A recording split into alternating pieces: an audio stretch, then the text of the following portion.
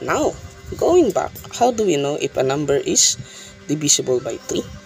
So the rule is the sum of the digits is a multiple of 3. So take a look at 145. So 1 plus 4 plus 1 plus 4 plus 5. So 1 plus 4, 5 plus 5. Plus 5 rather. Sorry. 1 plus 4. So 5 plus 5. That would be 10. So 10 is not divisible by 3.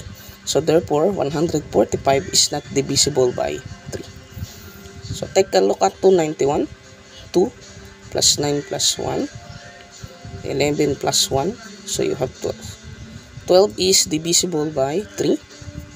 So 12 divisible by 3. So therefore, 291 is divisible by 3.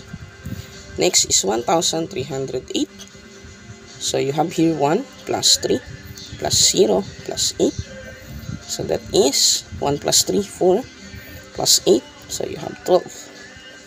So 12 is divisible by 3. Next is 2670. So 2 plus 6 plus 7 plus 0. So you have here 8 plus 7 plus 0. So 15. So 15 is a multiple of 3. So therefore, 2670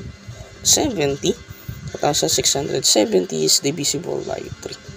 So 291 and 2670 are divisible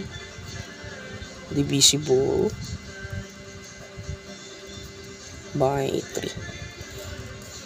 So 291 and 2670 are divisible by 3.